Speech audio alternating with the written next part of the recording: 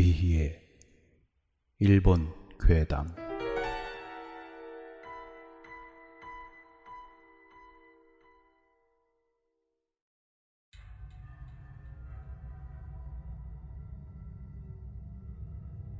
신호등이 많은 국도에서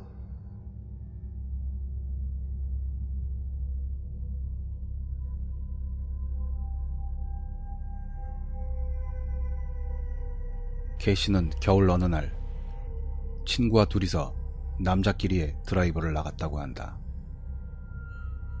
목적지를 100km 정도로 정해놓고 한밤중에 출발했다. 그러다가 중간에 어느 국도로 들어서게 된다. 가로등이 거의 없어서 하이빔을 올려도 앞이 잘 보이지 않는 것에 비해 신호등이 쓸데없이 많았다. 그곳은 어떤 타이밍에 적신호에 걸리게 되면 그 다음 신호들도 계속 차례차례로 적신호에 걸리게 되어 차를 세울 수밖에 없게 되는 도로로 운전자들에게는 악명이 높은 곳이라고 한다. 인가나 가게 같은 것도 없는 조용한 곳이었다고 한다. 차를 세울 때마다 차 바깥의 어둠이 조회들도 다가오는 것 같은 느낌이 왔다고 했다. 그래도 남자들이 있으니 그리 무섭진 않았다.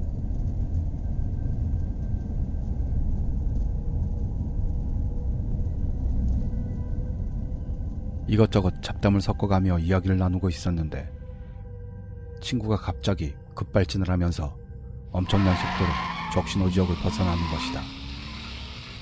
뭔가 일이 생겼구나 생각했지만 그것보다 사고라도 날까봐 더 걱정이었다.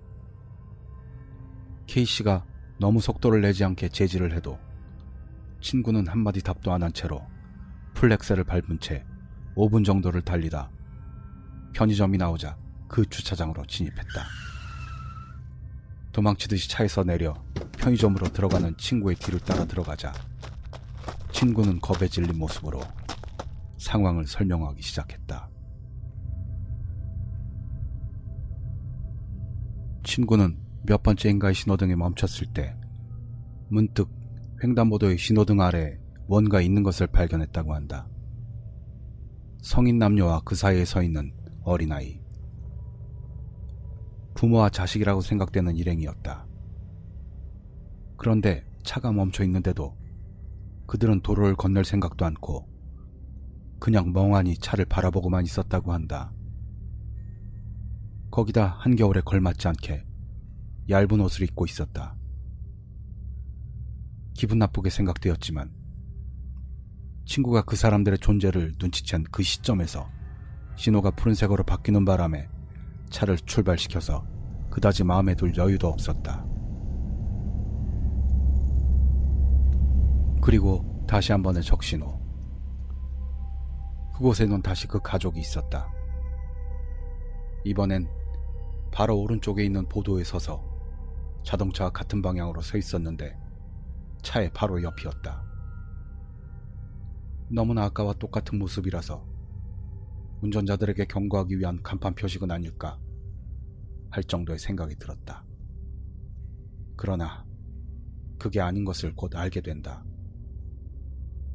그냥 있어도 한겨울에 맞지 않을 얇은 옷인데 3명 모두 다 금방 진흙탕에서 구르다 나온 것처럼 흙투성이었고 옷 여기저기가 찢겨나가 군데군데 맨살이 보이고 있었다.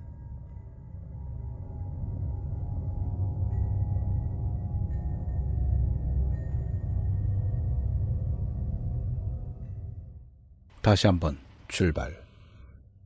적신호. 정차. 엑셀을 밟고 있을 때는 보이지 않던 모습이 적신호로 차를 세울 때마다 언제인지 모르게 그 가족은 차의 오른쪽에 서 있었다. 거기다가 그 거리가 조금씩 좁혀들고 있다.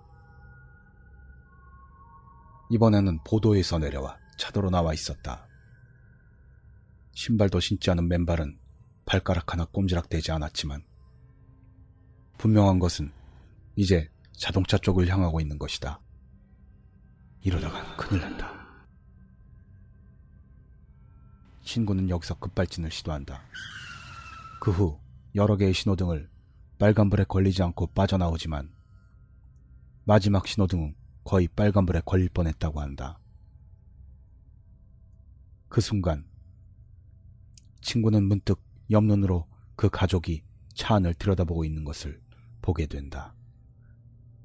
그 부모와 아이에게는 얼굴이 없었다고 한다. 3명 모두 마구 껍데기를 깎아버린 사과처럼 얼굴이 온통 울퉁물퉁했고 눈도 입도 코도 없었다고 한다.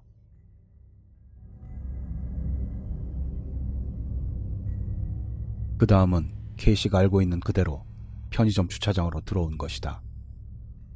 친구는 장난치고 있는 것 같진 않았다고 한다.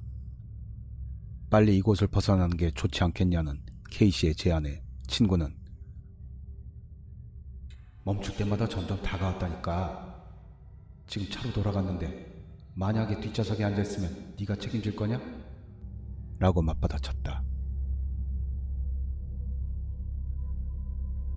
K씨도 친구도 줄곧 편의점 창문을 사이에 두고 가까운 거리에 주차해놓은 차 쪽을 일부러라도 쳐다보지 않았다고 한다.